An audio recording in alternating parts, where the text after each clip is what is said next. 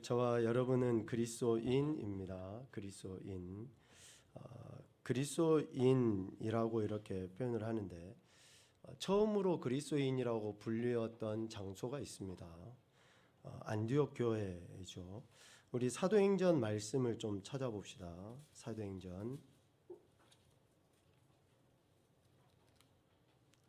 사도행전 11장 26절입니다.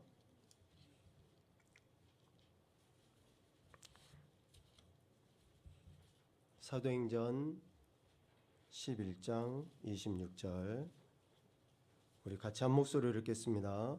만남에 안디옥에 데리고 와서 둘이 교회에 1년간 모여 있어 큰 무리를 가르쳤고 제자들이 안디옥에서 비로소 그리스도인이라 일컬음을 받게 되었더라. 아멘. 자, 그리스도인은 예수님을 믿는 사람들 또 따르는 사람들이 그리스도인이죠. 그래서 안디옥에서 지금 그리스도인이라고 처음 불리움을 받게 되었습니다. 그 과정을 좀 살펴볼 필요가 있는데요. 그 과정을 사도행전 9장에 보면 사도행전 9장부터 이렇게 봅시다. 사도행전 9장에 대표적으로 나온 사건이 어떤 사건입니까? 하나님께서 예수님, 부활하신 예수님이 바울을, 그러니까 사울을 만나 주시는 그 광경이 나옵니다. 9장 1절, 2절에 보면 여전히 살기가 등등했던 사울이 다메섹 여러 회당에 가져갈 공문을 청하죠. 그가 만나는 사람들, 근데 그 만나는 사람들이 어떤 사람들입니까? 그 도를 따르는 사람을 만나면, 즉 예수 그리스도를 믿는다고 하는 사람들을 만나면 남녀를 막론하고 결박해서 예루살렘으로 잡아가기 위해서 지금 사울이 다메섹에 가지고 갈 공문을 청했던 것이죠. 그러니까 다메섹으로 가고 있는 과정이라 해도 됩니다. 그래서 예루살렘으로 잡아오려고 하는 그러한 사울이 있습니다. 9장 3절 말씀에 보면 그때에, 그러니까 다메섹에 가까이 이르렀을 때에 호련히 하늘로부터 빛이 사울을 둘러서 비춥니다. 사울을 이렇게 빛이 비추죠. 그랬을 때 4절부터 9절까지의 내용은 빛이신 예수님, 부활하신 예수님이 사울을 만나 주십니다. 사울이 빛을 만난 게 아니라 빛이 사울을 만나 주신 거예요. 우리가 예수님을 만난 게 아니라 예수님이 우리를 만나 주신 겁니다. 그래서 우리가 그분을 알고 믿게 된 거예요. 오늘 사울도 마찬가지입니다. 그래서 예수님이 만나 주시죠. 자신을 박해하던, 그러니까 사울 입장에서는 자신이 박해하던 예수님을 만나게 된 거예요. 그리고 10절 11절에 보면 그렇게 예수님을 만나고 난 이후에 다메섹에 있는 아나니아라 하는 제자가 집가 유다 사람의 집에 가서 기도하는 사울을 만나게 됩니다. 주님이 그런 감동을 주시는 거죠. 환상 속에서 아나니아에게 말씀을 하시는 거예요. 가서 유다 사람의 집에 가면 사울이 있는데 사울을 만나라 라고 지금 말씀하신 거죠. 아나니아가 사울에게 가서 12절에 보니까 안수해줘요. 그 호련히 빛난 빛을 보고 눈이 멀어버렸던 사울에게 안수하니까 사울이 보게 됩니다. 9장 12절에. 그리고 17절 19절 말씀해 보니까 이제 아나니아의 안수를 받고 성령으로 충만하게 하신 그 예수 그리스도로 인해서 다시 보게 되고 또 세례를 받고 음식을 먹었다라고 17절 19절에 이렇게 이야기를 합니다. 그러니까 사울이라는 그 한 인물에 대해서 하나님께서 들어 사용하시기 위한 그 과정들을 지금 이렇게 설명을 하고 있는 거예요. 그 과정들을. 이렇게 주님을 만나고 난 사울이 9장 19절, 20절 그리고 21절, 22절까지에 보면 그가 180도 달라져 버리는 모습이 나옵니다. 9장 19절 말미에 사울이 다메섹에 있는 제자들과 함께 며칠 있을새 즉시로 각 회당에서 예수가 하나님의 아들이심을 전파하니, 지금 누가 전파한 거예요? 사울이 전파한 거예요. 사울이. 빛으로 오신 예수님을 만나고 난 사울이 이제 성령의 은혜를 경험하고 눈이 떠지니까 즉시로 누가는 이런 단어들을 자주 씁니다. 지금, 곧, 즉시 이런 단어들을 즐겨 써요. 이런 단어를 통해서 더 실감이 있게 하잖아요. 실감 있게. 사울이 빛 대신 주님을 만나고 나서 변화됨을 즉시 표현했다라는 거예요. 즉시. 각 회당에서 예수님이 하나님의 아들이심을 전파했다. 그리고 22절에도 보니까 사울은 힘을 더 얻어 예수를 그리스도라 증언하였다 라고 이야기해요.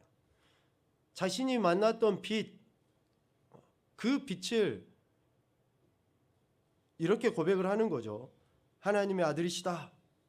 그리고 메시아, 지금까지 유대인들이 그렇게 기다리고 왔던 메시아, 그리스도다 라고 지금 증언을 하는 것이죠. 사울의 이런 변화가 있을 때 유대인들이 그것을 있는 그대로 받아들이면 참 좋은데 받아들이질 않아요.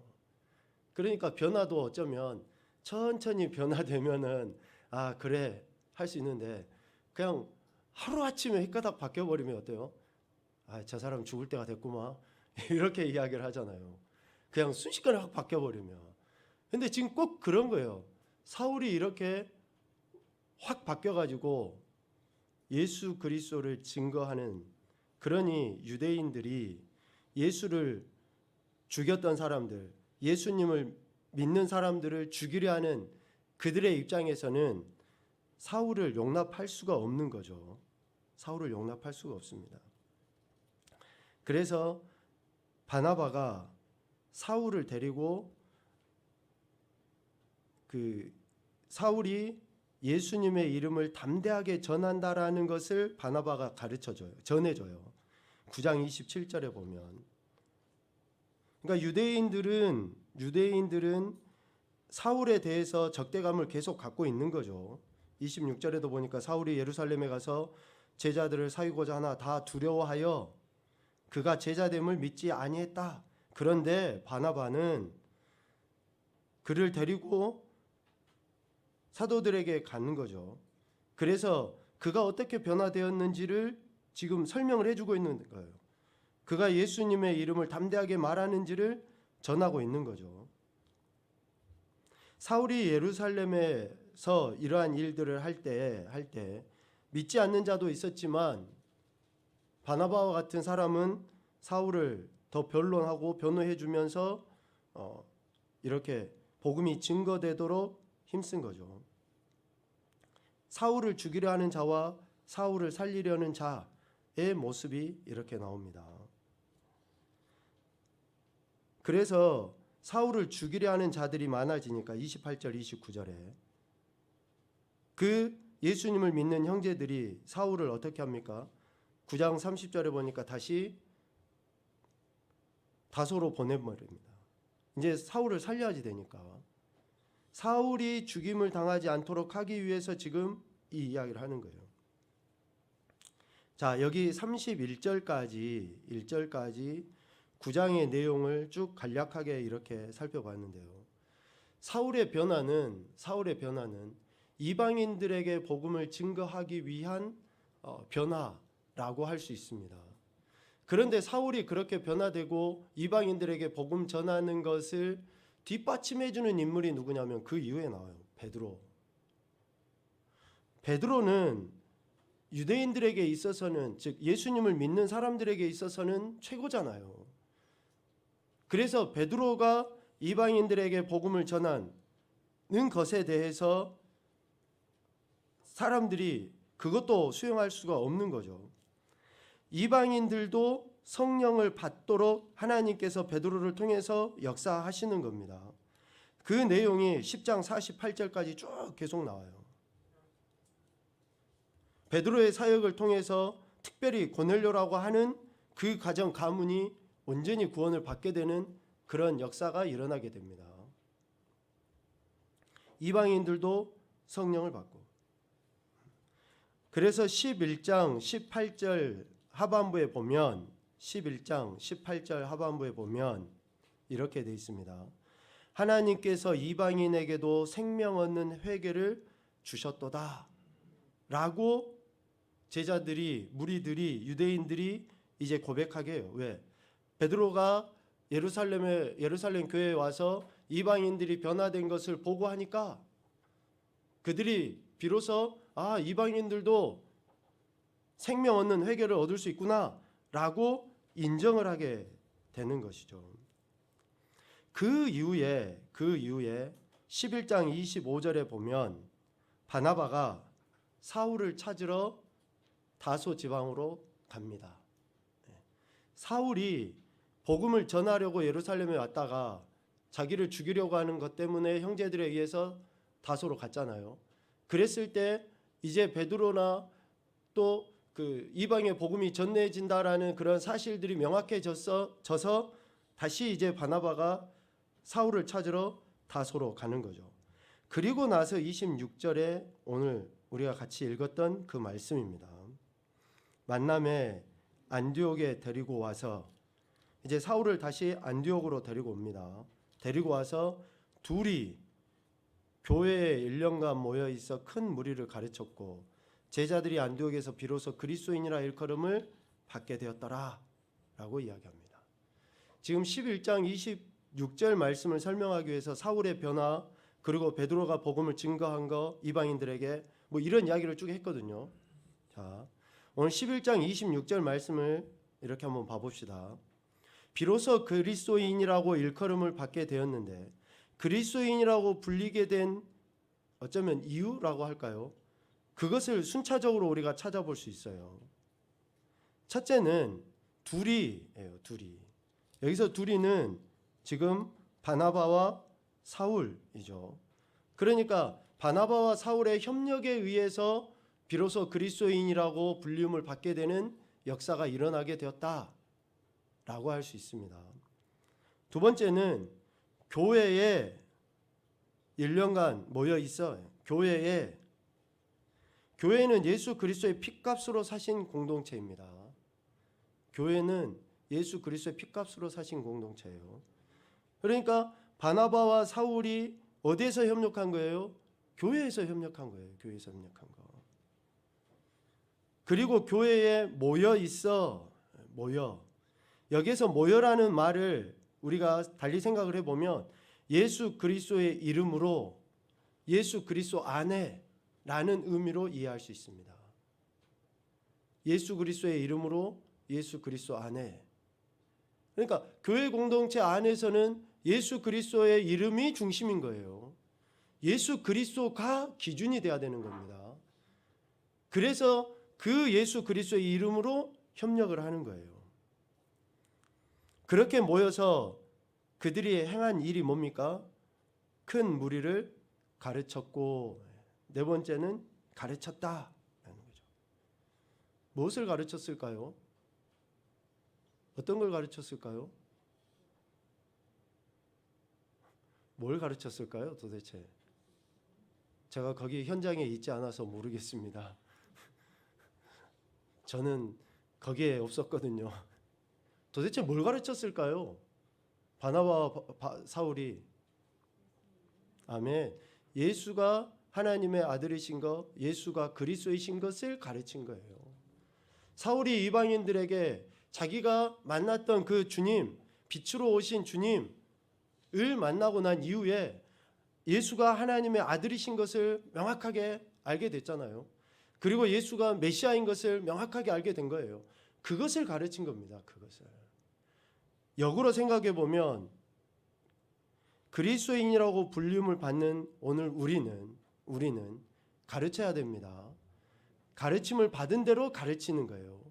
예수가 하나님의 아들이시고 그리스도이시다라는 것을 가르쳐야 되고 그것도 그 가르침을 위해서 우리는 모여야지 됩니다. 히브리서 기자의 말씀처럼 마지막 때가 되면 모이기를 패하게 돼 있어요. 사람들이. 그런데 예수 그리스도의 이름으로 모여서 예수 그리스도의 피값으로 사신 그 공동체 안에 모여서 협력을 하는 거예요. 가르치기 위한 협력. 그러할 때에 비로소 그들이 그리스도인이라고 불림을 받게 됩니다. 초대교회에 그리스도인이라고 불림을 받는 것은 좋은 의미가 아니었어요. 좀 비꼬고 좀 비하시키기 위해서 그리스도인이라고 부른 거예요. 우리가 예수님 열심히 믿고 우리 입장에서는 정말 본받을 만한 신앙을 갖고 있는 사람을 세상 사람들이 뭐라고 표현합니까? 예수쟁이 이렇게 이야기를 하는 것처럼 그리스도인이라고 불림을 받을 때는 딱히 좋은 의미가 아니었다라는 거죠. 그러나 사울의 변화와 베드로가 이방인들에게 복음을 전하거나 바울의 이런 협력을 통해서 실질적으로 안디옥에서부터 이제는 그리스도인이라고 불리우게 되는 그런 역사가 일어나게 되었다라는 것이죠. 그래서 오늘 유대인이나 헬라인이나 누구든지 이들의 가르침을 듣고 받으면 누구든지 그리스도인이 될 수 있다라는 것을 지금 교훈해 주고 있습니다. 누구든지. 지금 이 이야기를 하기 위해서 지금 이런 서론적인 이야기를 했는데요. 오늘 요한복음 8장 31절과 32절 말씀에 보면 분명하게 누구든지에 대한 이야기를 풀어서 이렇게 말씀하고 있습니다. 예수께서 자기를 믿은 유대인들에게 이르시되, 지금 유대인들이죠. 특별히 너희가 내 말에 거하면 참으로 내 제자가 되고 진리를 알지니 진리가 너희를 자유롭게 하리라. 실제로 유대인들은 자기들이 갇힌 적이 없다고 생각을 해요. 종이 아니라고 생각을 합니다. 그런데 예수님은 유대인들에게 그렇게 말씀하시는 거죠. 내 말에 거하면. 그러니까 진정한 그리스도인은 유대인이나 헬라인이나 구분 없이 예수 그리스도의 말씀 안에 거하는 자가 진정한 그리스도인이에요. 혈통으로 가문에 따라서 아닙니다. 예수 그리스도를 믿는 믿음이 있을 때에 누구든지 구분 없이 예수 그리스도의 제자가 되고 진정한 자유인이 된다라는 것을 이야기합니다. 그래서 오늘 요한복음 8장 31절과 32절 말씀을 통해서 우리는 두 가지를 깨닫게 됩니다. 첫째는 하나님의 말씀에 거한다고 하면 하나님이 우리에게 어떤 약속을 주셨는가? 어떤 약속을 주셨습니까?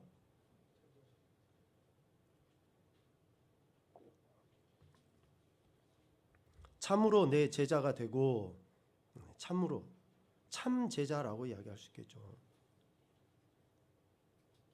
진리 안에서 자유하게 됩니다. 참 제자가 되고 진리 안에서 자유하게 된다. 이것이 하나님의 말씀 안에 거하게 되면 하나님이 우리에게 주신 약속의 첫 번째이죠. 참 제자가 되고 진리 안에서 자유롭게 된다. 유대인들에게 왜 주님이 이 말씀을 하셨을까? 사도행전 9장부터 11장 26절까지 쭉 말씀을 보면서 하나님은 유대인의 하나님만 아니시죠. 모든 인생의 하나님이시라는 것을 사울이라는 정말 나쁜 사람이었잖아요. 처음에는. 그런데 그를 변화시켜서 이방인들에게 복음을 증거하게 했고, 또 베드로라는 예수님의 제자가 이방인들에게 복음을 전하는 것으로 인해서 모든 이들이 그리스도인 될 수 있도록 또 하나님의 뜻이 이거다라는 것을 가르쳐 주셨던 거죠. 참 제자가 되고 진리 안에서 자유하게 됩니다. 이 약속하심을 얻기 위해서 우리가 취해야 될 태도는 뭡니까? 말에 거하면, 너희가 내 말에 거하면 예수님의 말씀에 거해야 됩니다. 예수님의 말씀에 거해야 돼요. 여기서 거하다라는 말은 머무르다, 지속하다 그런 뜻일 수 있어요. 머무르다, 지속하다 그런 뜻이 됩니다. 계속적인 신뢰를 의미해요. 계속적인 신뢰. 한번 감정적으로 쭉 해서 아니라 지속적이에요. 그러니까 상황이나 환경이나 형편이나 감정에 상관이 없어야 되는데 우리가 그렇게 하지 못해요. 그러니까 거하다라고 하는 말은 지속성을 이야기합니다. 지속성. 주님의 말씀에 이렇게 항상 머무르는 거. 그래서 우리가 말씀을 묵상한다고 그러잖아요. 계속 되뇌이는 있는 거예요. 계속적인 신뢰를 보이는 거죠. 그 말씀에. 가치를 인정하는 거예요. 그러할 때에 참 제자가 되는 거죠. 진정한 자유를 얻게 됩니다. 그래서 성경은 우리에게 하나님의 말씀이 이렇다라고 여러 부분에서 이야기를 하시는데 하나님의 말씀을 이러한 것으로 묘사를 합니다. 비유적으로. 그래서 우리가 이러한 것들을 보면서 하나님의 말씀으로 우리가 받아들이게 되는 거죠. 요한복음 6장 63절입니다. 우리 정후 한번 읽어볼까요? 시작. 살리는 것은 영이니 육은 무익하니라. 내가 너희에게 이른 말은 영이요 생명이라. 아멘. 자, 하나님의 말씀은 영이고 생명이다. 하나님의 말씀은 영이고 생명이다. 그러니까 우리가 하나님의 말씀을 지식적으로는 어쩌보면 다 깨달을 수도 없지만 지식으로도 결코 우리 인간의 지식으로는 이해할 수가 없습니다. 영이기 때문에 그렇습니다. 영. 그리고 생명입니다. 생명. 그러니까 하나님의 말씀을 계속 읽고 묵상하고 생각하잖아요. 그러면 영적인 생명 활력이 얻어집니다. 영적인 활력이 얻어집니다. 얼굴이 더 예뻐집니다. 장로님 감사합니다. 하나님의 말씀을 자꾸 읽고 그러잖아요. 그럼 피부가 탱탱해져요. 화장 안 해도 더 예뻐집니다. 생명이니까.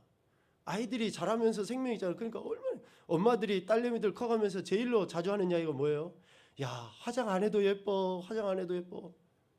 왜요? 생명이 있으니까 계속 자라가는 거예요. 성장이에요. 성장. 그러니까 하나님의 말씀이 우리 안에서 그렇게 역사를 하는 거죠.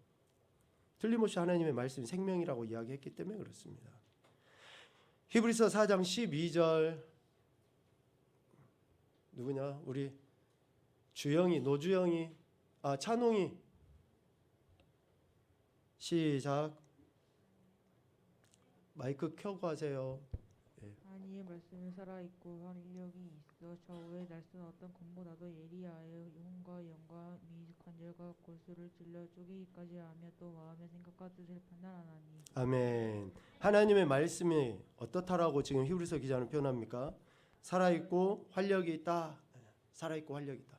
지금 그 이야기예요. 생명이라는 말하고도 동일하게 연관됩니다. 하나님의 말씀을 읽고 묵상하고 암송하고 하는데 활력이 없어요. 이거는 뭔가 안 맞는 거예요. 안 맞는 거. 그냥 놓을 때는 목소리가 커지는데 시끄러워 죽겠는데 성경 읽을 때는 목소리가 들어가. 누군지는 모르겠지만 하여튼 그래요. 그냥 놓을 때는 지붕이 그냥 떠나가라고 소리 꽥꽥 지르는데 말씀 읽을 때는 활력이 없어. 하나님의 말씀은 살아있고 활력이 있습니다. 아멘입니까? 그러니까 우리가 그 말씀을 우리 안에 채웠을 때는 우리는 그런 힘이 있는 거예요. 힘이.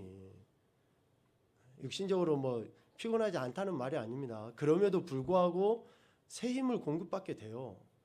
영적인 위로, 육적인 힘 하나님이 주십니다. 살아있고 활력이 있다. 세 번째로는 예레미야 23장 29절에서는 이렇게 표현합니다. 노주영 읽어볼까?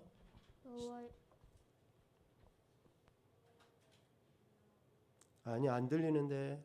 여호와의 말씀이니라. 내 말이 불같지 아니하며 바위를 쳐서 부스러뜨리는 방망이 같지 아니하며.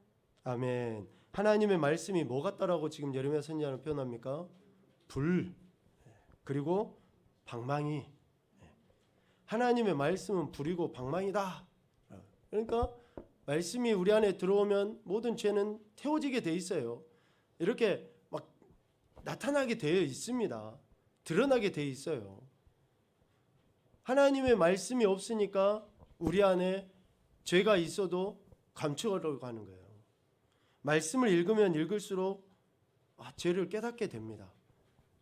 지난 시간에도 이야기했죠. 죄를 생각나게 하셔요. 계속. 그리고 회개의 자리까지 나가게 하십니다. 하나님의 말씀은 불이요 방망이다.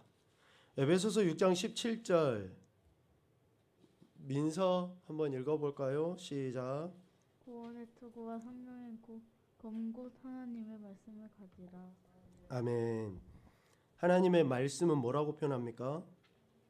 성령의 검, 칼. 히브리서 4장 12절 말씀과 연계해서 보면 어떻습니까? 어떤 검보다도 예리한 검. 그냥 스치기만 해도, 아니 스치지 않고 옆으로 지나가기만 해도 싹둑 베어져 버리는 무협 영화 같은 거 이렇게 봐보면 그러잖아요. 칼은 저쪽에서 이렇게 휘둘렀는데 여기서 나무가 싹둑 잘라져. 하나님의 말씀의 능력이 참 그런 사람들 이런 말씀도 잘 모를 텐데 어떻게 그런 상상을 가지고 영화를 만들고 하는지를 모르겠어요. 그냥 칼을 이렇게 샥 했는데 저 멀리 있는 사람이 쓰러져. 하나님의 말씀은 그 어떤 검보다도 예리한 검. 그래서 우리의 혼과 영과 및 관절과 골수를 찔러 쪼개기까지 하지 하며 무엇보다도 우리의 마음, 지금 내 마음이 어떠한지, 내 뜻이 어떠한지, 생각이 어떠한지를 판단하셔요. 내가 진짜로 하나님 앞에 믿음으로 살아보려고 막 그렇게 애쓰고 있는지, 은혜를 구하고 있는지, 아니면 지난 주일날 이야기했던 것처럼 이사야 선지자의 그러한 책망의 메시지와 같이 성전 마당만 받고 그냥 왔다 갔다 하고 있는지.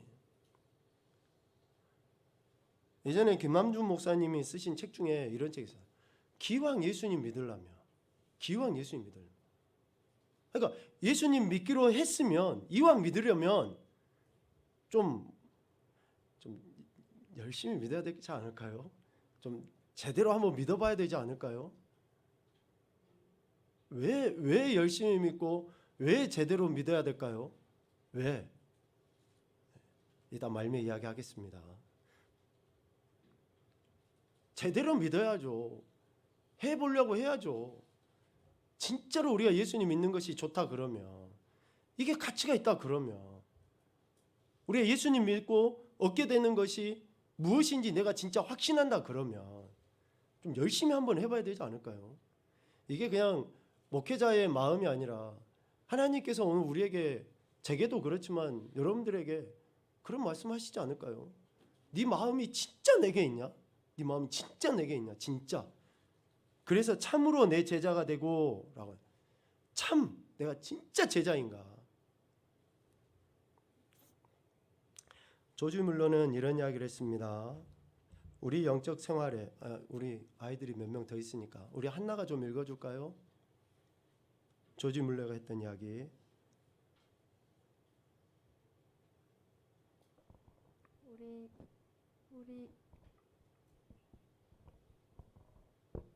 우리 영적 생활의 활기는 우리의 생각이나 생활이 성경에 사로잡혀 있는 정도의 정비례 한다.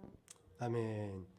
정비례 한다라고 이야기합니다. 내가 얼마나 내 생각 속에, 삶 속에 하나님의 말씀에 사로잡혀 있는가에 따라서 정비례해요.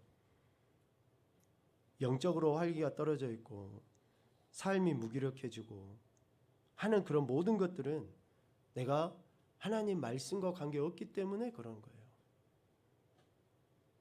자, 여러분 영적 또 삶의 활기가 있습니까? 있어야죠. 예. 오늘 우리 찬양인도 하시면서 간증도 하시지만 삶에 그런 것들이 다 우리에게 주신 영적 은혜고 활기 아닙니까? 하나님 말씀이 있으니까, 은혜가 있으니까 그렇게 보여지는 거죠. 느끼는 거죠. 자, 우리 정훈이 한번 읽어보자. 밑에 거 무디 목사님 하셨던 말씀 시작. 우리 그 밑에 성경은 우리 성경은 우리 생활을 변화시키기 위해 주어진 것이지 지식을 증가시키기 위해 주어진 것은 아니다. 아멘. 예. 하나님 말씀은 우리를 변화시키기 위해 주신 것입니다. 이 변화는 다른 변화가 아니에요. 처음에 하나님이 지으셨을 때의 모습, 하나님의 형상, 의로의 변화, 의로의 회복을 위해서 하나님이 말씀을 주신 거죠.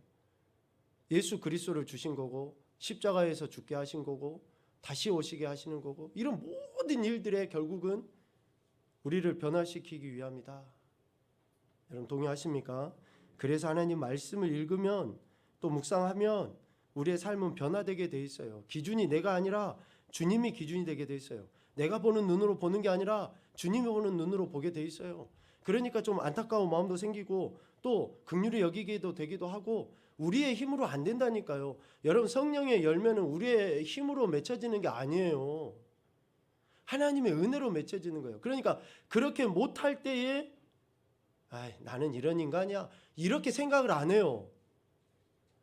내가 진짜 내가 나쁜 놈이네. 이런 마음이 더 드는 거예요. 내가 더 변화되지 못한 것으로 인해서 더 안타까운 거예요. 그러니까 용납하고 용서하고 받아들이지 못했을 때, 내가 그를 인정하지 못했었을 때의 그 안타까움이 내 안에 훨씬 더 큰 거예요. 내 안에서. 그러니까 이런 모습들이 어떻게 내 힘으로 됩니까? 성령의 은혜로, 성령의 열매, 성령 하나님의 역사하심으로 되어지는 거지. 그래서 말씀이 있을 때에 우리는 변화되어집니다. 지식 증가가 아니에요. 그래서 여러분 제가 잘 모르겠습니다. 하나님 잘 모르겠어요. 모르는 게 당연하다니까요. 당연해요. 제가 좀 알겠습니다라고 이야기하는 사람하고 놀지 마세요. 우리는 몰라요. 모를 수밖에 없어요. 제가 오늘 진짜로 일부러 성경 타자 통독 그 랭킹인가 뭐 이게 있어요. 순위 100 몇십 독 한 사람 있다니까요. 타이핑을. 놀리지도 않은 거 봐. 1독도 안 한 사람들이. 아니 이 성경을 100 몇 독을 했다니까요. 타자로. 그런 사람들이 내가 좀 하나님 압니다. 놀지 마세요. 우리는 아무리 성경을 많이 읽고 아무리 많이 알고 내가 달달달달 외워도 우리는 하나님 모르는 거예요. 모르는 거. 그러니까 늘 우리는 더 겸손하게 하나님 앞에 내가 더 겸손하게. 참 우리나라 사람들 진짜 대단해. 저는 옛날 우리 어른들의 속담이나 그 말씀들 정말 너무나 우리 피가 되고 살이 되는 말씀이라 생각하는데요. 변은 익으면 익을수록 고개를 숙여요. 많이 내가 안다고 하면 할수록 더 머리를 숙이게 돼 있어요. 요만큼 하니까 고개 빳빳이 들고 지가 안다라고 정말 자랑하고 교만해가지고 그러는 것이지, 알면 알수록 더 겸손해지게 됩니다. 특별히 하나님의 말씀을 우리가 조금이라도 알게 되면 어떻습니까? 내가 얼마나 큰 죄인이었는가를 깨닫게 되는데 어떻게 고개 빳빳이 들 수 있어요? 다른 사람은 어떻게 비난하고 정죄할 수 있습니까? 내가 진짜 죽을 놈이었는데 나 같은 죄인을 살려주셨는데, 아니 이런 놀라운 구원의 은혜를 우리가 그렇게 받았는데 어떻게, 주님 말씀하셨잖아요. 1만 달란트 탕감을 받았는데 우리가 꼭 100데나리온 내게 빚진 자를 용서 못 해주는 거하고 똑같다니까요. 그러니까 알면 알수록 우리는 더 겸손해질 수밖에 없다라는 것이죠. 우리 지난 시간에도 말씀을 나눴습니다. 디모데 3장 15절 말씀이에요. 우리 은설이 한번 읽어볼까? 또 어려서부터 성경을 알았나니 성경은 능히 너로 하여금 그리스도 예수 안에 있는 믿음으로 말미암아 구원에 이르는 지혜가 있게 하느니라. 아멘. 그리스도 안에 있는 믿음으로 말미암아 구원에 이르는 지혜가 있게 한다. 하나님의 말씀으로 우리가 무엇을 얻을 수 있는가? 무엇을 얻을 수 있습니까? 구원에 이르는 지혜, 한마디로 하면 구원을 얻을 수 있어요. 말씀은 예수님이고, 예수님이 이 땅에 오셔서 육신의 몸을 입고 십자가에 죽으셨고 예수님을 믿으면 구원받기 때문에, 그러니까 여러분 그걸 다 그냥 머릿속으로 그려보십시오. 예수님을 믿으면 구원받습니다. 예수님의 말씀, 그러니까 말씀이신 예수님을 믿으면 우리는 구원받는 거예요. 그래서 말씀으로 우리는 구원에 이르는 지혜, 더 엄밀하게 얘기하면 구원을 받을 수 있죠. 야고보서 1장 21절 말씀입니다. 우리 영성이 그러므로 모든 더러운 것과 넘치는 악을 내버리고 너의 영혼을 능히 구원할까 마음에 심어진 말씀을 온유함으로 받으라. 아멘. 자, 야고보 사도를 통해서도 우리에게 이야기하십니다. 말씀을 온유함으로 받으라. 왜요? 영혼을 능히 구원하시기 때문에 그렇습니다. 말씀이 우리를 구원하신다라고 분명히 이야기합니다. 베드로전서 1장 23절 말씀 우리 강유 너희가 거듭난 것은 썩어질 씨로 된 것이 아니요 썩지 아니할 씨로 된 것이 이 살아있고 항상 있는 하나님의 말씀으로 되었느니라. 아멘. 하나님의 말씀으로 우리는 거듭남을 얻게 됩니다. 거듭남을 얻게 돼요. 그러니까 결국 뭡니까? 디모데후서나 야고보서나 베드로전서의 말씀을 통해서 하나님 말씀이 우리에게 무엇을 주신다고 이야기하는 거예요? 구원. 하나님 말씀이 우리에게 구원을 주십니다. 그래서 우리가 하나님의 말씀을 읽고 묵상하고 하면 결국은 오늘 결론의 말씀인 것처럼 우리 유은이 한번 읽어볼까? 맨 밑에 시작. 성경을 모르는 것은 그리스도를 모르는 것이다. 아멘. 성경을 모르는 것은 그리스도를 모르는 것이다.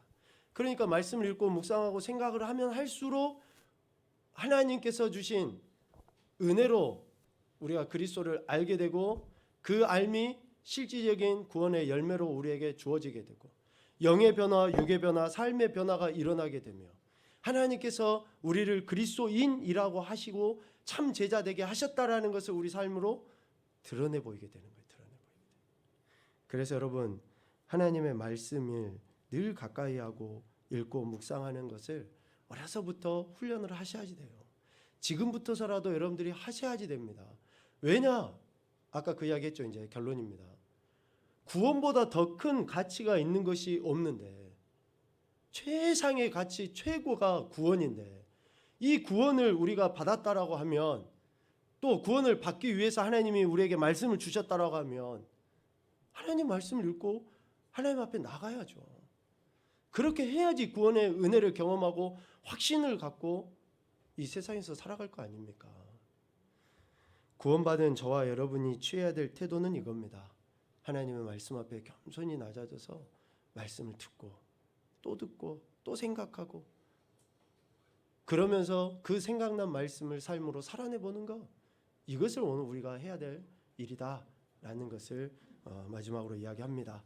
우리에게 구원을 베풀어 주신 하나님의 은혜와 능력과 사랑이 하나님의 말씀 속에 담겨 있습니다. 말씀을 읽음으로 구원의 은혜를 확신하고 나가는 저와 여러분 되시기를 주님의 이름으로 축복합니다. 아멘.